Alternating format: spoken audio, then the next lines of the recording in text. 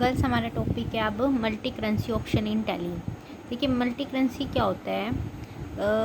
अब हम इंडियंस का जो बिज़नेस है एट इंडियन लेवल पर ना रहकर इंटरनेशनल लेवल पर हो गया है।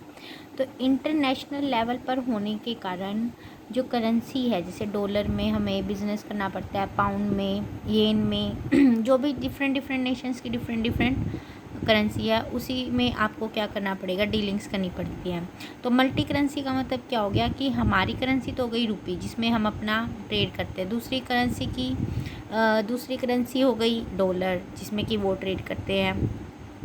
तो डॉलर और रुपये में कन्वर्ट होने के लिए कि उनकी एक्सचेंज वैल्यू कितनी बनती है, इस चीज़ को करने के लिए हम मल्टी करेंसी ऑप्शन को यूज़ करते हैं। मल्टी करेंसी ऑप्शन मेनली तब यूज़ किया जाता है जब क्या हो, बिज़नेस नेशनल लेवल पर ना होकर इंटरनेशनल लेवल पर हम बिज़नेस करते हो। ठीक है, बाकी सारा गर्ल्स इसके अंदर प्रैक्टिकल है आपका। इंटरनेशनल लेवल मल्टी करेंसी क्या होता है, तो देखिए सबसे पहले मैंने कंपनी सिलेक्ट कर ली, श्याम लिमिटेड।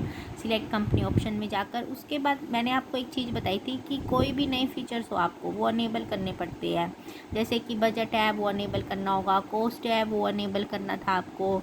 ठीक है, तो ये सब फीचर्स आपको अनेबल करना होता है। और ये फीचर्स ऐसे ही मल्टी करेंसी ऑप्शन एक फीचर है कि आप इस फीचर को अनेबल करना चाहते हो कि आप इंटरनेशनल लेवल पर काम करते हो, बिजनेस करते हो, तभी आप इस ऑप्शन को यूज़ करेंगे, नहीं तो आप इस ऑप्शन को यूज़ नहीं करते नेशनल लेवल पर काम करते हुए।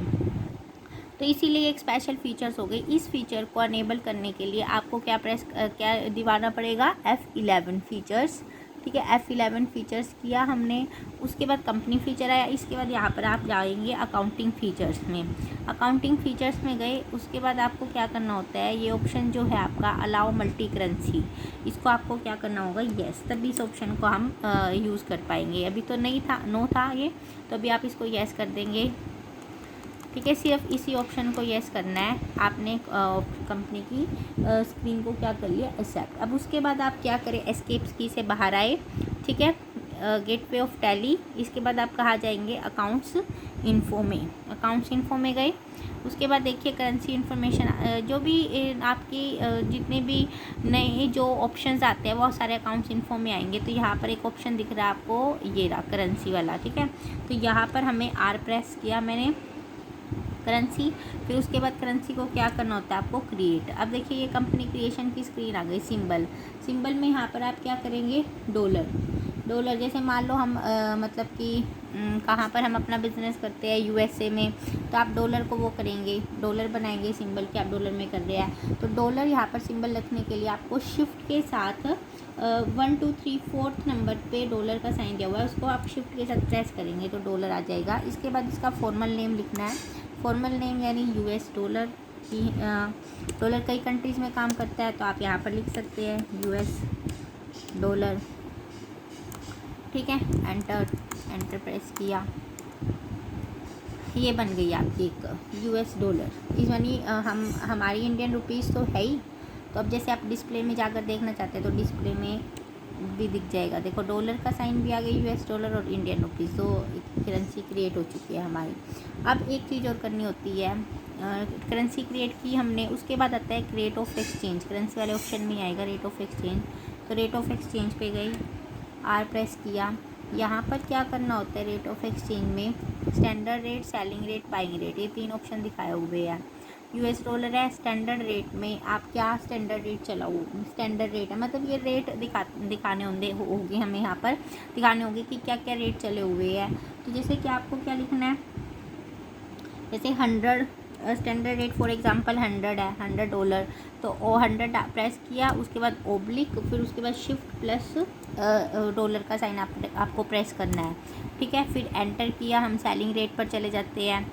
सेलिंग रेट मान लो हमारा एट प्रेजेंट जब हम ये एंट्री कर रहे हैं उस टाइम क्या चला हुआ है वो दिखाएंगे यहाँ पर, जैसे कि 75 चला हुआ है, 75। ठीक है, ओब्लिक, उसके बाद आप क्या प्रेस करेंगे, शिफ्ट के साथ डॉलर प्रेस करना है।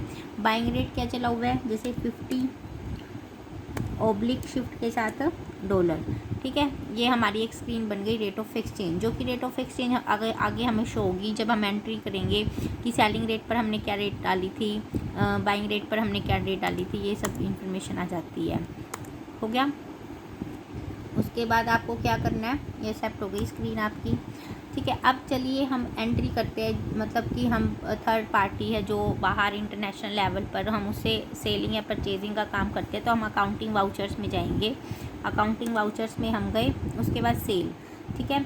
जैसे सेल कर रहे हैं हम उसे, तो आप एज ए इनवॉइस इसको यूज़ कीजिए। सेल को रेफरेंस नंबर आप यहाँ पर कुछ भी डाल सकते हैं, जैसे 01 डाल दिया। पार्टी का नेम डाल सकते हैं यहाँ पे। पार्टी का नेम जैसे राम से कर दिया है मान लो हम,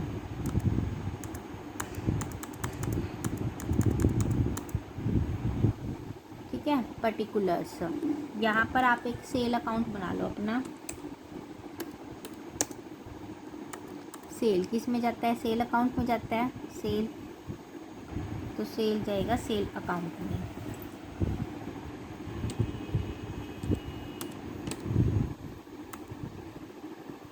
बन गया, ठीक है। कितने की सेल आप दिखा रहे हैं यहाँ पर? जैसे कि मान लो मैंने 5 लाख की सेल दिखा दी, 2 4 5।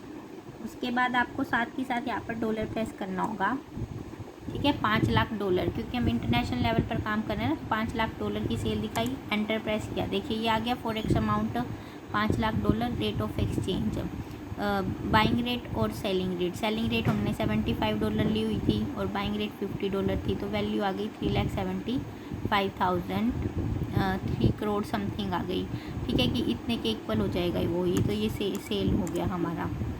उसके बाद आपने सेल कर दी राम को। अब यहाँ पर अब हम इसे पैसे रिसीव करेंगे, तो आप रिसिप्ट पे चले जाइए, ठीक है। F6 रिसिप्ट पे चले जाते हैं हम।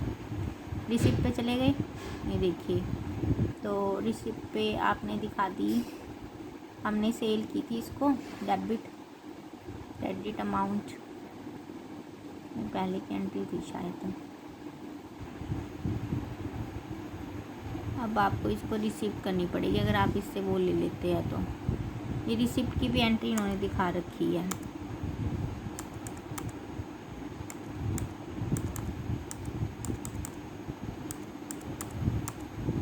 ये प्रेस हो जाएगा। ये सारी एंट्री हो गई रिसिप्ट की और सेल की, ठीक है। उसके बाद आपको क्या करना होता है? रिसिप्ट की एंट्री की और इसकी एंट्री की, ठीक है। अब आप इसको डिस्प्ले में जाकर देखना चाहते हैं, तो डिस्प्ले में जाकर शो भी हो जाता है। ये डिस्प्ले में गई, डी प्रेस किया, उसके बाद आप अकाउंट्स बुक में जाते हैं, ठीक है। अकाउंट्स बुक में जाते हैं, फिर उसके बाद लेजर में जाते हैं। लेजर में जाने के बाद अब जैसे हमने राम के साथ ट्रांजेक्शन की थी, तो हम राम के साथ अपनी ट्रांजेक्शन को देख सकते हैं यहाँ पर।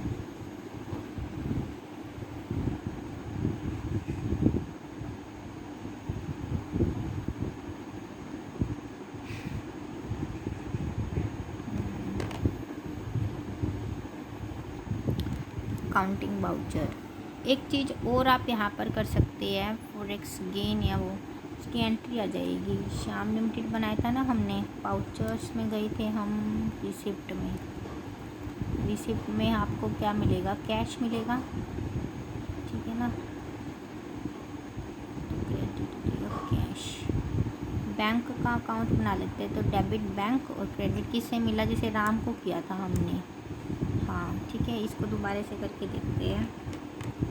50,000 हमने लेनी था ना, 5 lakh dollar, 5 lakh dollar. Receipt के टाइम हमारी, जैसे कि फॉर एग्ज़ाम्पल हम यहाँ पर डाल लेते हैं, डिफरेंस क्रिएट कर देते हैं। यहाँ पर हमारा 50 हो गया, 50 रुपये पर डॉलर, तो आप यहाँ पर इसको डालेंगे 50/$ 2,50,000 रुपीज़ हमें मिल गई, ठीक है। और डेबिट में यहाँ पर आप अपना एक अकाउंट बना लीजिए, और +C करके हम एक अकाउंट बना लेते हैं।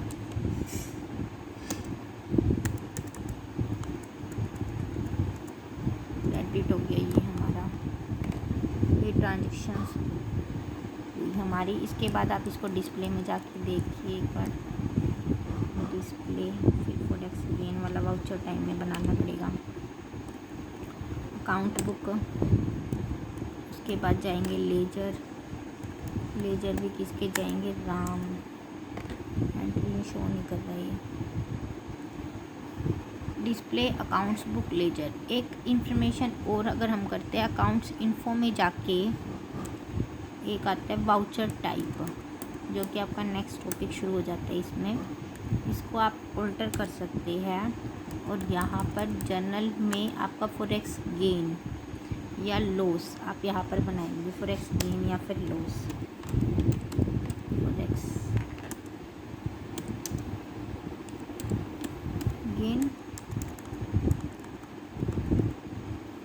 नेम ऑफ क्लास, ठीक है। नेम ऑफ क्लास में भी आप यहाँ पर क्या डालेंगे, forex gain, forex gain. Enter किया। गेन या लॉस कुछ भी हो सकता है जब हम इंटरनेशनल लेवल पर ट्रांजैक्शन करते हैं। यहाँ पर भी आप डालेंगे फॉरेक्स गेन। सबसे पहले आपको फॉरेक्स गेन का लेजर बनाना पड़ेगा Alt+C करके, ठीक है, तभी आप यहाँ पर शो होएगा और उसको एंटर करेंगे, फॉरेक्स गेन। ये जाएगा आपका इनडायरेक्ट इनकम में, फॉरेक्स गेन।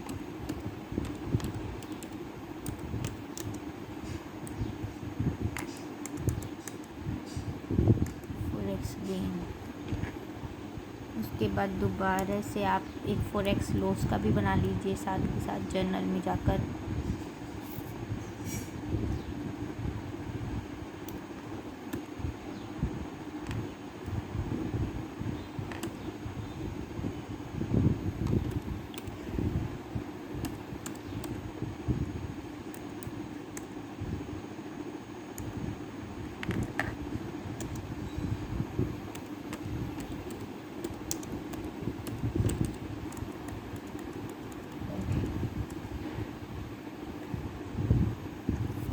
लॉस का बन गया आपका, ये बन गया फॉरेक्स लॉस का।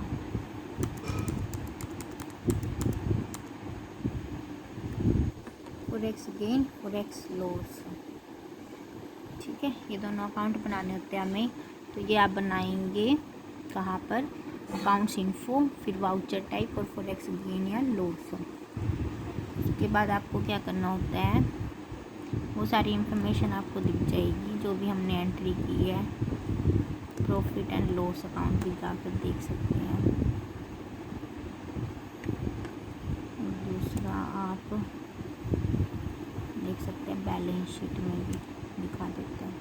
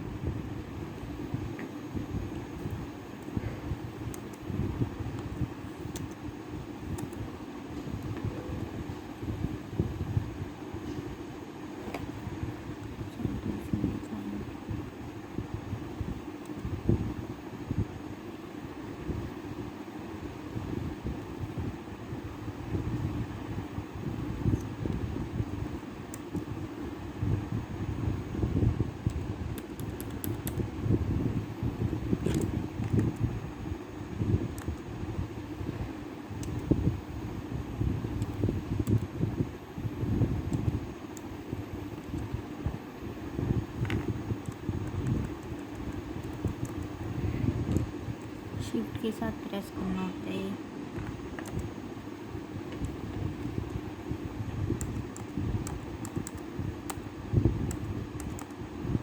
अब होएगी एंट्री, देखिए अब किससे मिले थे रिसिप्ट, कहाँ पर आया। आप यहाँ पर बैंक का एक अकाउंट बना सकते हैं।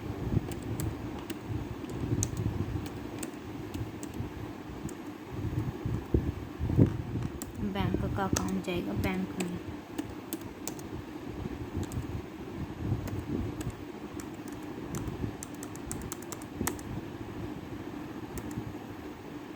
ठीक है, 2,50,000 की पेमेंट हुई हमें।